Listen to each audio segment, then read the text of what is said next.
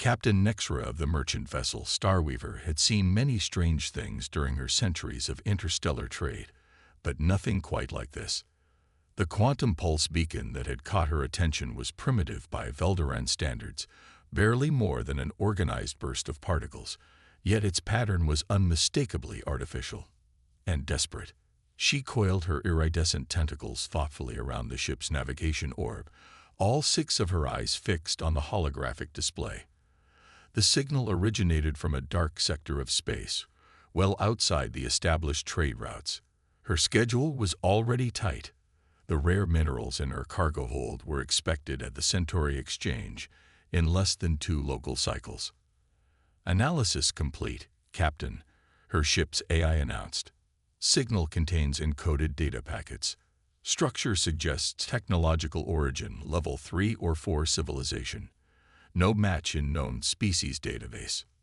Nexra's scales shifted from their usual silvery blue to a deeper azure, a sign of intense concentration among her kind, a previously unknown spacefaring species. Out here in the void between spiral arms, the trader in her saw opportunity. The explorer in her felt curiosity. But it was the memory of her own near-death experience in the Horsehead Nebula, when another captain had chosen to investigate her distress signal, that made the decision for her. "Plot an intercept course," she commanded. "Maximum safe speed." The Starweaver altered its trajectory, its quantum drives humming as they bent space around the massive vessel. It took nearly 6 hours to reach the source of the signal, and what Nexra found there made all 6 of her eyes widen in surprise. The vessel was enormous, nearly as large as her own ship, but it was clearly dying. Its hull was pockmarked with impact craters, and several sections were venting atmosphere in crystalline plumes. What caught her attention most, however, were the rows upon rows of windows running along its length, each one dark except for the occasional flicker of emergency lighting. "Life signs?" she asked, already preparing the emergency docking protocols. "Multiple," the AI confirmed. "Thousands. Most appear to be in some form of suspended animation. Detecting minimal crew activity. Their life support systems are failing systematically." Nexra initiated first contact protocols, broadcasting universal greeting signals on all frequencies. The response came quickly. A video transmission showing bipedal creatures with only 2 eyes and bizarre fur-like growth on their heads. They were speaking, but their language was unknown to her translation matrix. Their body language, however, was unmistakable. These beings were terrified, but hope blazed in their strange eyes as they saw her image. One of them pressed their hand against the screen, and Nexra found herself extending a tentacle in response, though they were still separated by vacuum. "Prepare Medical Bay 4 for possible compatibility analysis," she ordered, "and begin calculating life support requirements for their species based on atmospheric sampling from their vessel." The docking procedure was complicated by the other ship's damaged systems, but Nexra had not become one of the most successful traders in the Outer Rim by being easily deterred. After 2 hours of careful maneuvering, she felt the satisfying thunk of the magnetic seals engaging. The first meeting was tense. The aliens, who called themselves humans, were remarkably small compared to her 7-meter height. They flinched at her appearance at first, but their fear quickly gave way to what she recognized as relief and gratitude. Through a combination of gestural communication and basic mathematical exchanges, she learned their story. Their colony ship, the Starseeker, had been damaged by an unexpected meteor storm. Their engineering systems were failing one by one, and their cryogenic pods were on emergency power. Over 15,000 colonists slept in those pods, their lives hanging by an increasingly thin technological thread. The active crew, barely 50 of them, had remained awake in shifts, trying desperately to save their people. They had been broadcasting their distress signal for over 3 months, burning through precious power reserves in hopes that someone would hear them. Nexra made a decision that would change the course of not just her life, but of 2 species. She began the complicated process of preparing her cargo holds to receive cryogenic pods. The rare minerals would have to wait. Some things were worth more than profit. As she watched the first pods being carefully transferred aboard the Starweaver, she noticed something peculiar. The human engineers, despite their small size and primitive technology, were already adapting her cargo loading systems with remarkable efficiency. They had an intuitive grasp of machinery that bordered on the supernatural. One of them, a female named Sarah Chen, had even managed to interface their cryogenic control systems with her ship's power grid using nothing but salvaged parts and what appeared to be pure intuition. It was the first hint that this rescue mission might not be as one-sided as it appeared. "Your people are quite resourceful," Nexra commented, after the translation matrix had finally accumulated enough linguistic data to manage basic communication. Sarah looked up from her work, her face showing what Nexra was learning to recognize as a smile. "We've had to be," she replied through the translator. "Space doesn't forgive mistakes." Nexra's scales rippled in agreement. As she watched more pods being transferred, she realized that she had found something far more valuable than any mineral cargo. She had found a species that might just change the galaxy. Little did she know just how right she was. The transfer of 15,000 cryogenic pods would have been a monumental task even with compatible technology.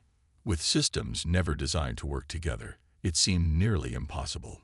Yet Nexra watched in fascination as the humans turned impossibility into reality through sheer determination and startling ingenuity. "You're telling me you modified our quantum field manipulators using parts from your food synthesizers?" Nexra's scales flickered with disbelief as she observed Sarah Chen's latest modification to the cargo transfer systems. "The wave propagation principles are similar," Sarah explained, wiping grease from her hands. "Your systems are more advanced, but the basic physics hasn't changed. We just had to get creative." Creative was an understatement. In the 3 days since the rescue began, the humans had transformed the Starweaver's cargo holds into a makeshift cryogenic facility. They worked in rotating shifts, their small bodies scrambling through maintenance ducts that even Nexra's repair drones couldn't navigate. But it wasn't just their technical aptitude that impressed her. The humans displayed a remarkable ability to function under pressure. When a power fluctuation threatened to destabilize an entire bank of cryopods, Nexra had witnessed their emergency response. Instead of panic, there was immediate, coordinated action. Engineers rerouted power, medics monitored life signs, and others formed human chains to manually stabilize the pods. "Captain," her ship's AI interrupted her observations, "I've detected an anomaly in the quantum drive's efficiency ratings. They appear to have improved by 12%. Nexra coiled her tentacles in surprise. "Improved? How?" "Ask Diego," Sarah said with another one of those human smiles. "He's been tinkering with the drive's coolant system. Said something about overcomplicated alien engineering and elegant solutions." Diego Martins, as it turned out, had discovered that the Velderan quantum drive's cooling system, while incredibly advanced, was unnecessarily complex. By simplifying the flow patterns, he had significantly improved its efficiency. When Nexra asked how he had managed to understand such advanced technology so quickly, he just shrugged. "Sometimes the most advanced solution isn't the best one," he said. "Humans learned it the hard way when we first went to space. Simple is reliable. Reliable keeps you alive." As the days passed, more examples of human ingenuity emerged. They discovered that human children in cryosleep required different power settings than adults, something their own systems had automatically compensated for, but that the Starweaver's computers needed to learn. A team of human medical technicians worked with the ship's AI to create new algorithms for monitoring the pods. But it wasn't all smooth sailing. Cultural misunderstandings led to several tense moments. The humans' need for regular sleep cycles disrupted the ship's continuous operation schedule. Their requirement for social interaction and private spaces meant redesigning living quarters. And their food needs presented an entirely new challenge. "Your synthesizers can't replicate our protein structures correctly," Dr. Ava Thompson, their chief medical officer, explained. We'll need to set up our own hydroponics bay. Nexra had been reluctant to give up more cargo space, but the humans proved the value of their request when they engineered a vertical farming system that actually improved the ship's oxygen recycling efficiency. A month into the journey, with the cryopod transfer complete and the Star Seeker abandoned to the void, Nexra received a priority transmission from the Centauri Exchange. Her late delivery had cost her significant penalties, and her trading reputation had taken a hit. She found the humans' reaction to this news unexpected. Instead of the guilt she anticipated, they responded with determination. "We understand debts, Captain," Sarah said during an impromptu meeting of the human leadership, "and we pay them back. Give us access to your trade data and market analyses. We might see opportunities your people have missed." Nexra was skeptical but agreed. Within days, the humans had identified several innovative applications for her cargo of rare minerals, applications that would command premium prices in emerging markets she had never considered. "Your species thinks about resources differently than ours," Sarah explained. "We've had to make do with limited materials throughout our history. It teaches you to see value where others might not." But the most significant breakthrough came from an unexpected quarter. During routine maintenance, a human engineer noticed that the crystal matrix in Nexra's communication array was developing microscopic fractures, a common problem that usually meant expensive replacement. Instead, the humans introduced a vibration dampening system adapted from their own crude FTL technology. The fix not only saved the crystal but improved its performance. When news of this innovation reached other Velderan traders, suddenly Nexra's damaged reputation transformed into something else entirely. She was now the captain with exclusive access to human technical expertise. "I believe," her ship's AI commented privately, "that the concept of debt in this situation has become somewhat complicated."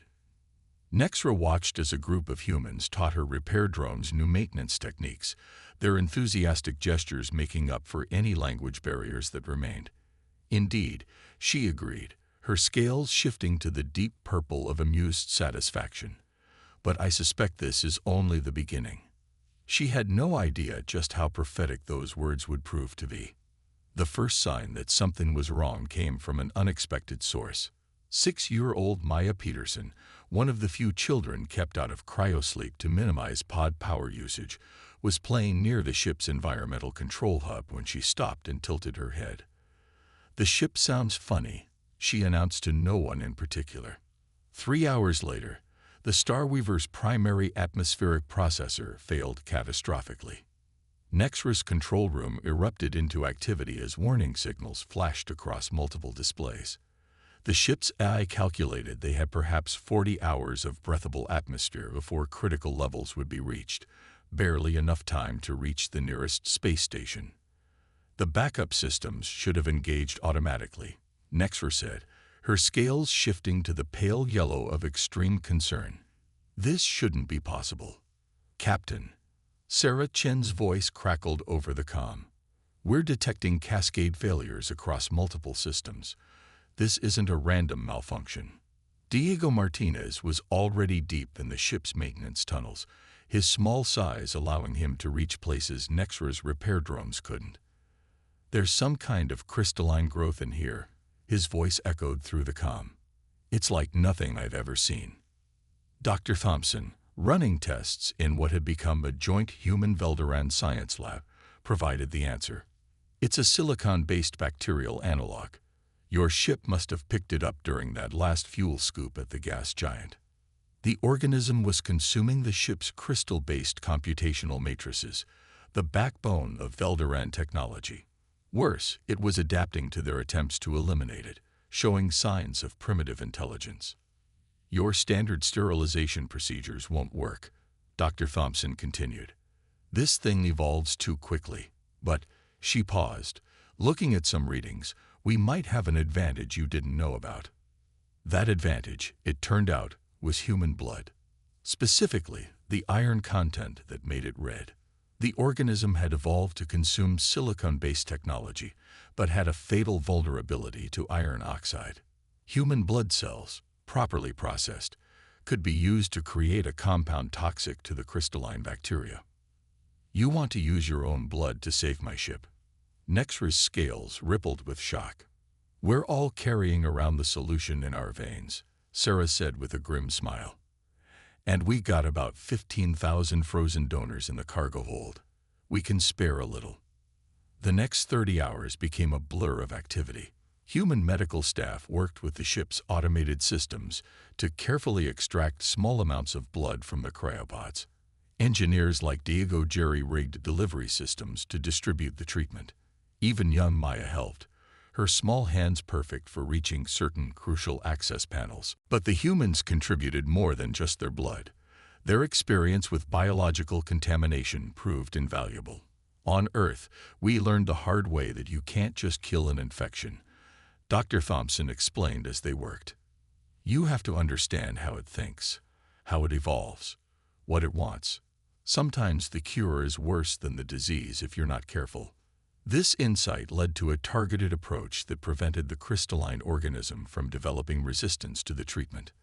The humans understood pathogens in a way the Veldorans, with their highly sterile technology, never had to. As they worked, Nexra noticed something else remarkable. The humans had an almost instinctive ability to cooperate in a crisis. Different teams coordinated seamlessly, sharing information and resources without needing central direction. They adapted to changing situations with remarkable speed, making dozens of small but crucial decisions on the fly. It's like watching a neural network in action, her ship's AI commented, but organic and infinitely more flexible. The crisis came to a head when they discovered a massive colony of the organism in the quantum drive's primary control crystal. Replacing it would take weeks they didn't have.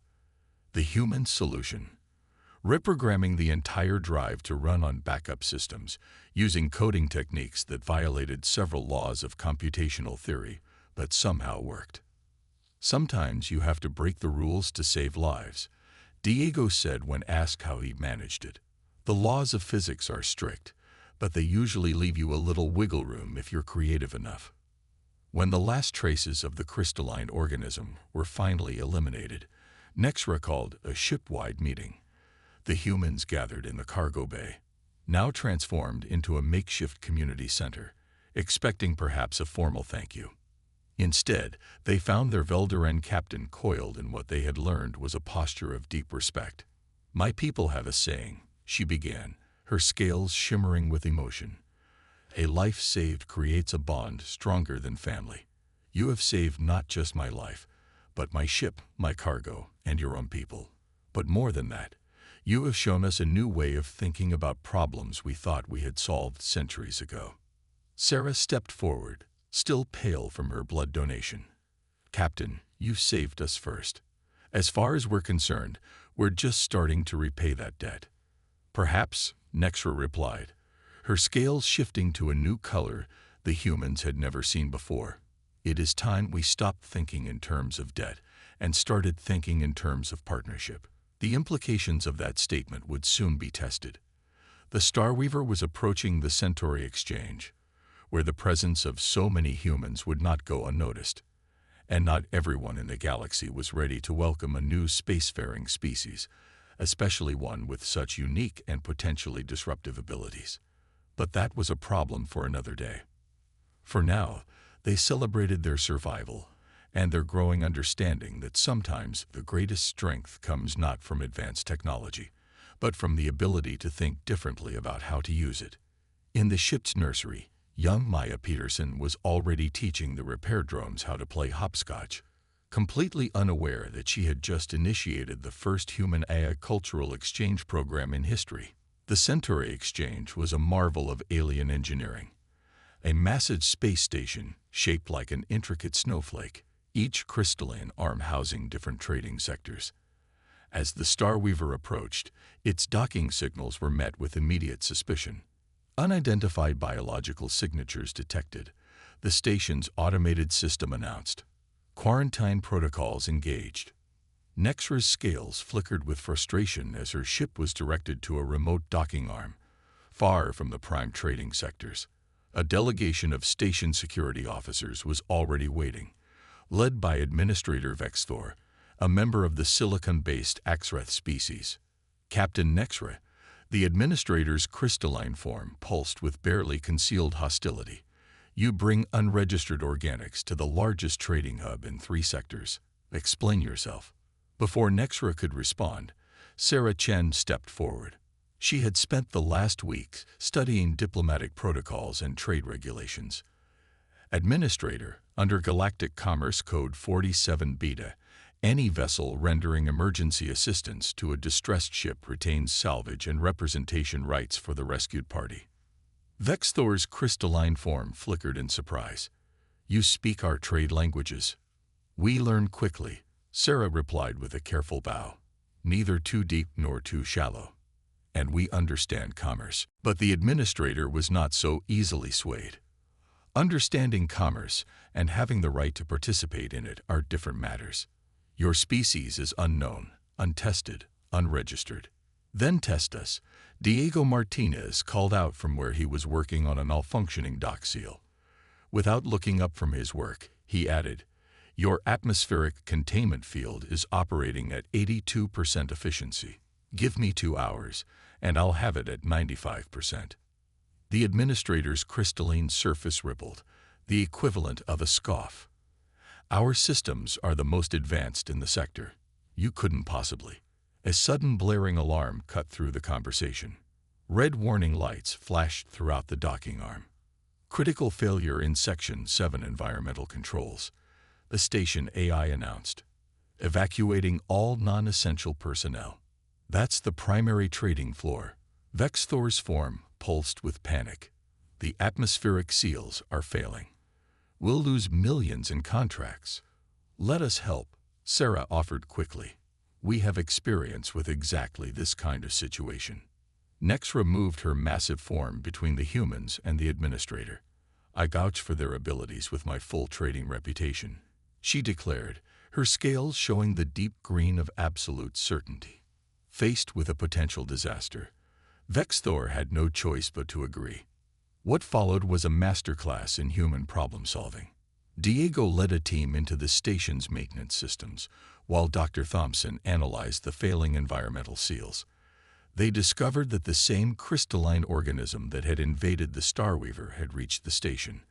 But this time, they were ready. The station's primary systems are crystal-based, like yours, Sarah explained to a stunned group of station engineers. But your backup systems use metallic conductors. If we wrote essential functions through those, working with unprecedented speed, humans and aliens collaborated to save the station's trading floor. The human solution wasn't just effective. It was elegant. They designed a new hybrid system that was actually more efficient than the original, incorporating both crystalline and metallic technologies in ways nobody had considered before. As the crisis subsided, Administrator Vexthor's crystalline form showed colors of deep respect and concern. Your species, he said slowly, is rather disruptive. We prefer innovative, Sarah replied diplomatically, and we're prepared to share our innovations through proper trade channels. Of course. The negotiations that followed were intense. The humans, represented by Sarah and backed by Nexra's trading expertise, proved to be shrewd dealers. They traded their environmental control innovations for official recognition and trading rights. More importantly, they negotiated for space, a section of the station where the remaining cryopods could be safely stored while a more permanent solution was found. But not everyone was pleased with this arrangement. A delegation of Axreth traders protested formally, claiming that allowing a new species such rapid access to the exchange would destabilize centuries of carefully balanced trade relationships. The situation came to a head during an emergency council meeting. As various species argued about the human situation, a junior Axreth trader suddenly crystallized, their version of a heart attack. Without hesitation, Dr. Thompson rushed forward, quickly diagnosing a crystalline lattice disruption and implementing emergency procedures she had developed during the Starweaver crisis. The trader's life was saved, and with it, the political situation shifted dramatically.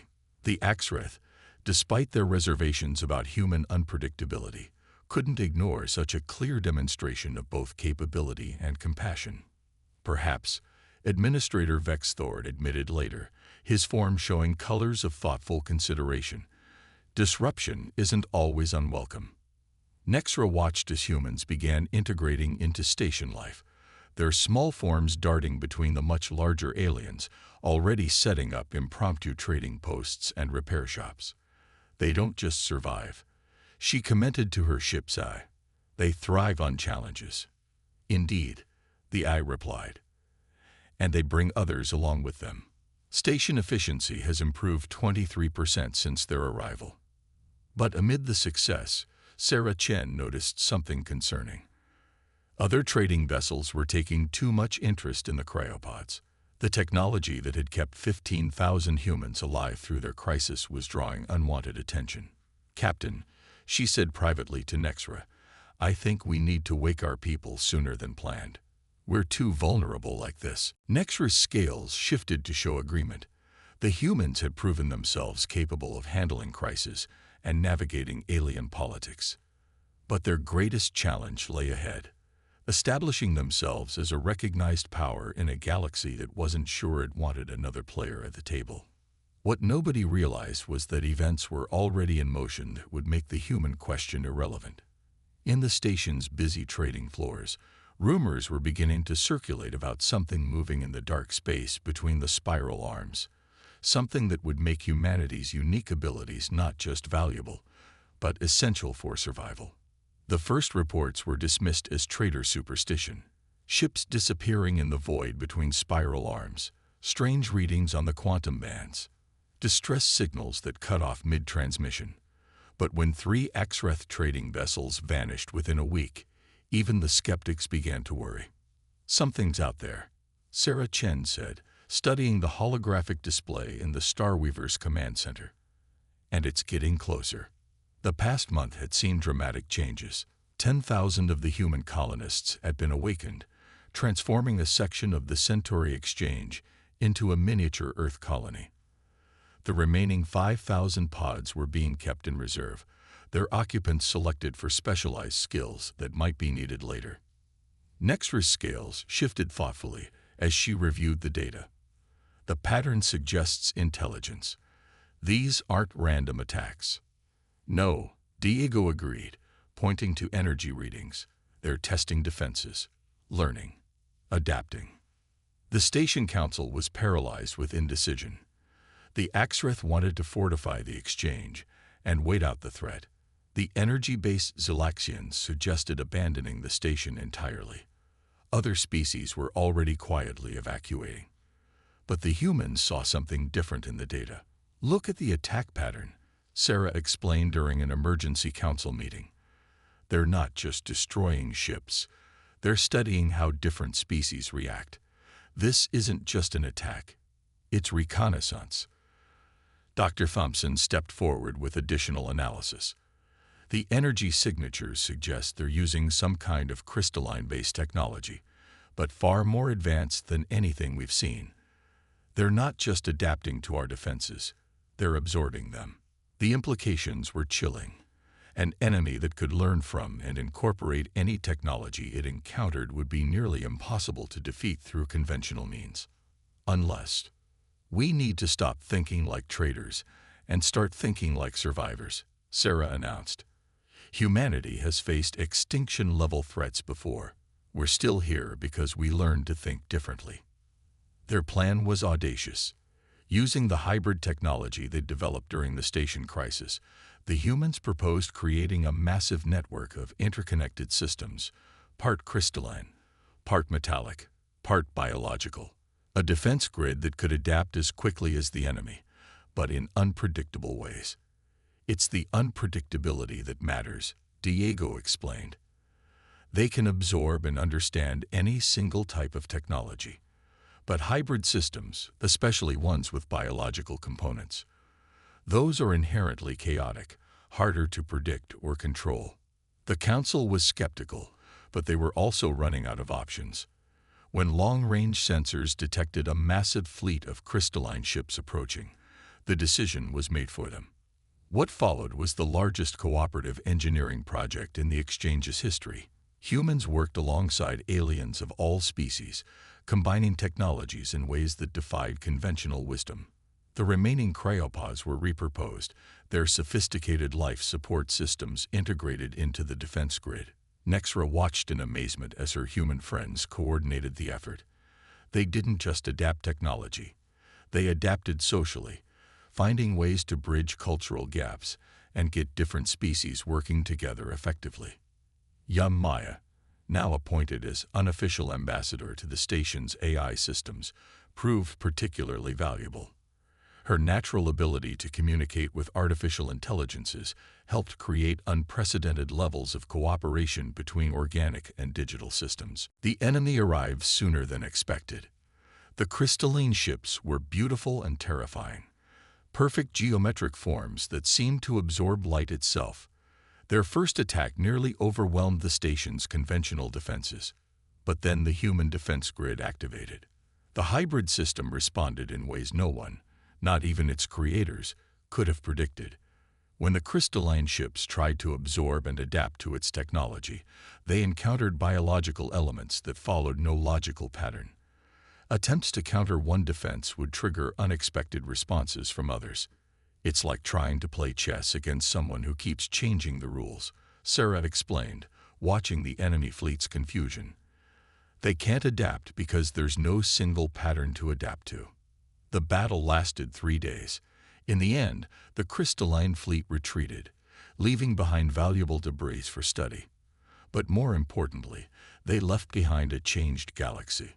The humans had proven themselves not just useful, but essential. Their ability to think differently, to combine technologies and ideas in unexpected ways, had saved the Centauri exchange. The debt they had owed for their rescue had been repaid many times over. In the aftermath, Administrator Vexthor made an unprecedented announcement. The humans would be granted a permanent section of the station, along with full trading rights and a seat on the council. This isn't just about repaying debts anymore, Nexra told Sarah as they watched the formal ceremony. You've changed everything. Sarah smiled, watching as human children played with young Axreth in their crystalline form, while Zalaxian energy beings taught human engineers about quantum mechanics. Maybe that's what we do best, she said. Not building things or solving problems, but showing that there's always another way to look at them. In the station's newly established human quarter, a memorial was erected. It showed a massive Velderan trading vessel alongside a damaged human colony ship. The inscription, written in multiple languages, read, "From a single act of kindness, a future was born." And in orbit around the station, the Starweaver continued its trading runs, now with a permanent crew of both humans and Velderans. It toll bore a new marking, a hybrid symbol combining Velderan trade runes with human letters, marking it as the first of what would become many joint ventures. The galaxy was changing, adapting to the presence of its newest species, and while challenges remained, the crystalline fleet would return, and other threats would emerge. The combination of human ingenuity and alien wisdom had created something entirely new, a civilization that was stronger precisely because of its differences. Maya Peterson, watching ships come and go from her favorite observation window, summed it up best. The funny thing about debts, she told a crystalline child who had become her best friend, is that sometimes paying them back gives you something worth much more than what you owed. The child pulsed in agreement, its crystalline form reflecting the stars beyond the station, each point of light representing another frontier where humanity's unique gifts might one day make a difference.